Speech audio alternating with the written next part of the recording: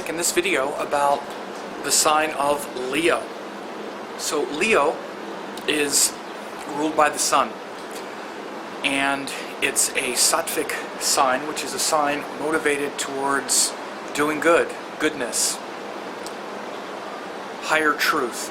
It's a motivation to want to pursue something that's beyond just the pleasures of the world or protecting ourselves and survival.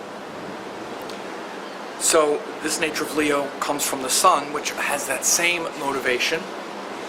And so through the sign of Leo, we want to spread that power of the sun. It's a masculine sign, and it's really about how we handle power, how well we share it with others, and really what the true source of power is. When we find that the true source of power is our individuality and our, which we'll call ego, or our separate self, then we're constantly looking to be illuminated from others. We're looking to attract light and draw light toward us when we're establishing the ego. And this is the downfall of Leo, when they see their individual identity as the source of their power. In the most evolved state, Leo sees the universal self as the source of power, and then they want to just radiate that out to others. So rather than drawing attention toward themselves and sucking other people's light toward them, they give light.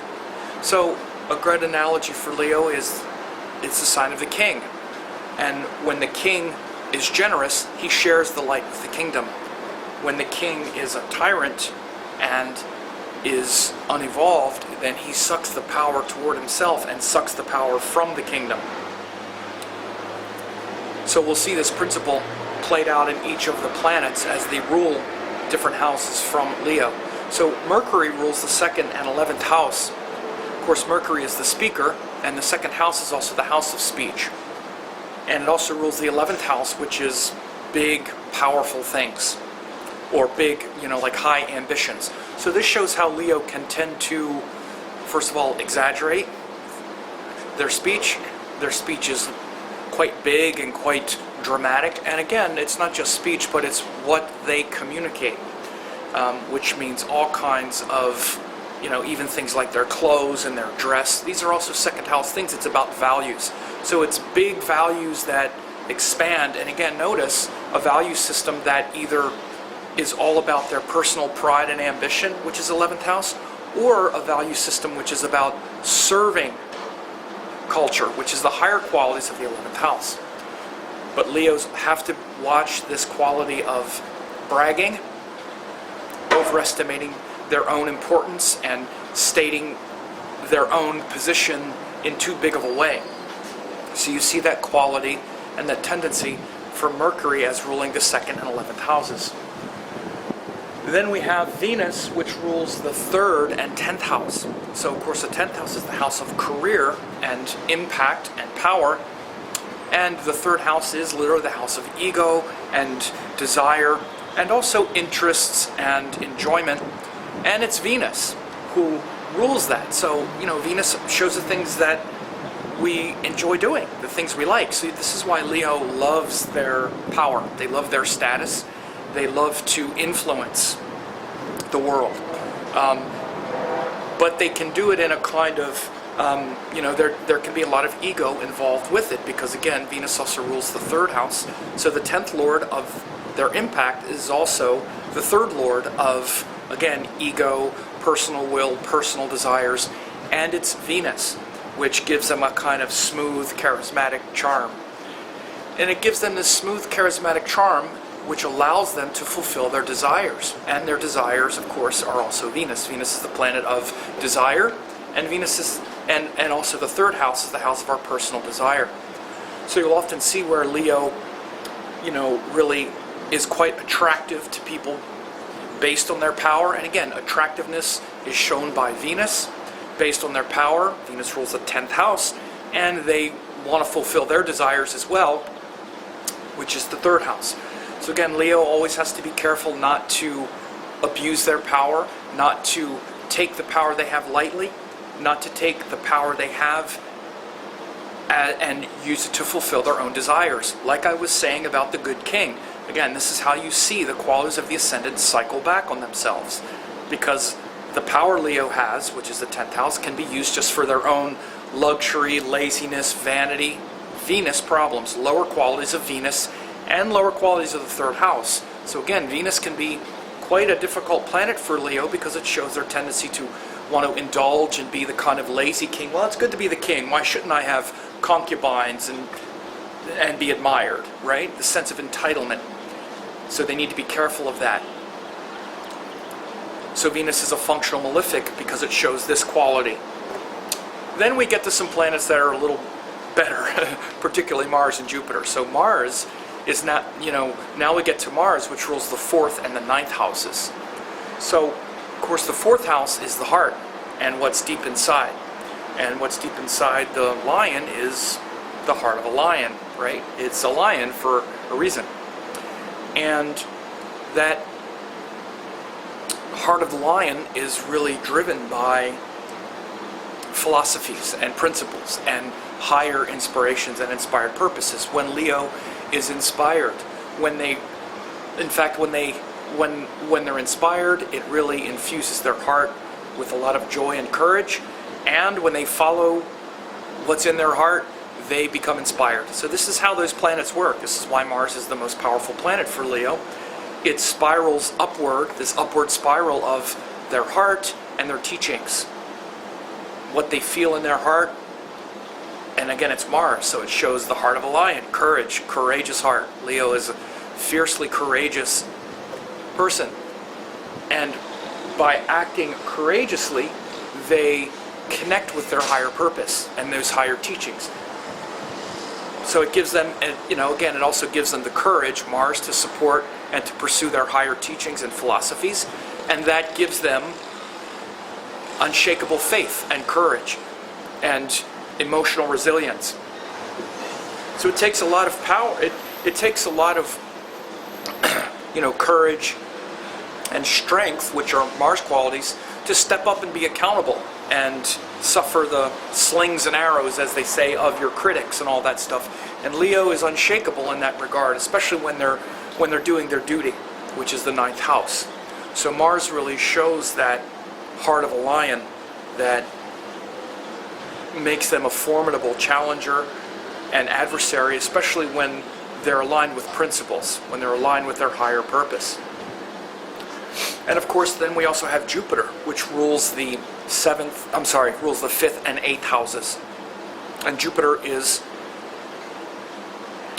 of course, the 5th house, which is about our heart's desire, about our, what you would say, children, or those things we love the most. That function of their life leads to a lot of change and transformation and deeper introspection, which is the 8th house. So the thing about Leo is they need to be able to transform and adapt and change in accordance with their heart's desire and with what they love. So the power of love, which includes things like children or anything that captures their imagination, really changes them and sets them on a very deep and mystical course. So rather than just being, something that they enjoy or whatever, it's something that really changes and transforms them to the very core and allows them to really connect with the deeper mysteries of life. So Jupiter really shows that great teacher and leader and guru and even scientist or metaphysician, one who wants to understand the deeper mysteries of life by following their inspired purpose. So again, it's not just the 5th house, it's not just that Jupiter rules the 5th house, but it's Jupiter who is the karaka of, children or inspirations. So it's not just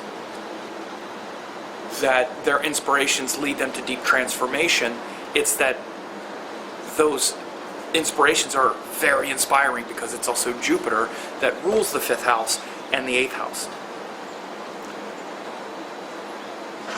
So again, this really shows the need for Leos to follow their heart's desire, and through the Jupiter realms of life, rather than the admiration and worldly power. Because when they follow what inspires them on a deep sort of metaphysical level, which is Jupiter, it also leads to great transformation, change, and courage, which is the 8th house. Then we get to the 7th house ruler, the 6th and 7th house ruler, Saturn. So this shows where Leo is not the king, right? Because in relationships, which is 7th house, we are humbled. All of us are humbled, particularly Leo. They feel very humbled in relationships. Humbling is Saturn. Humbling is the 6th house. The 6th house is about servitude, service, working hard, not being celebrated or regaled in any way. And so the king or the queen is dragged off the throne, sort of kicking and screaming in relationships for Leo. They really feel that lack of sovereignty or that lack of royalty, especially in romantic relationships, because what happens is it's a mirror for all of our flaws, all of our imperfections. And there's usually only room for one king or queen at a time. Two kings or queens can't both sit on the same throne. So Saturn really brings that lesson home, where it's a very humbling experience for them. And again, it's one that feels very limiting, and in one sense it also, if you want to use the metaphor of the king, it actually shows the citizens of the kingdom, which would be like the Aquarius sign. Whereas Leo is the king, Aquarius is the culture and the citizens. And they reflect back to the king, hey, you're not so hot. You think you're so great. Well, we could rise up and kick you off the throne if you're not careful, right? So it shows that sort of dynamic where Leo is aware, again, not just of their romantic partners, but other people in general, when they start interacting with other people, that, not always stepping up and being the important one can be hard. And Saturn shows them the pain and the struggle and the need to do that. And again, it's also Saturn, so it's not just any planet that's making them feel like a servant, which is the 6th house, but it's Saturn, which is also the planet of servitude. So Saturn is a really harsh planet for Leo in general. His influence doesn't feel so good to them. And then the last planet is the moon. The moon rules their 12th house, and that's that hidden, again, that kind of hidden vulnerability that Leo has. Again, they put on that big brave front, that big bold face to the world, but underneath it all, that moon in the 12th house shows, or that moon as the 12th house ruler tends to show where they have this gentle, fragile heart that's easily hurt like the rest of us, that they try to hide. Again, 12th house is things that are hidden. So they try to hide their feelings, try to hide their vulnerabilities beneath this big, proud facade. So the moon shows the need to introspect and calm those fears, calm that restlessness, and just be more at peace themselves with their own emotional wandering and whatnot, rather than having to be the one in charge and the one who's powerful and the one who has all the responsibilities. So that moon in the 12th house shows that hidden vulnerability. And again, when you see them in a less public place, you see that sort of hidden, like, innocence that's very sweet, that's very soft. And you see this even with cats. Like if you watch cats, lions in particular are said to be some of the most affectionate animals. Female lions, lionesses, are very affectionate and very nurturing. So you see that hidden nurturing quality. Of course, that's the moon, is the nurturing. So that's Leo.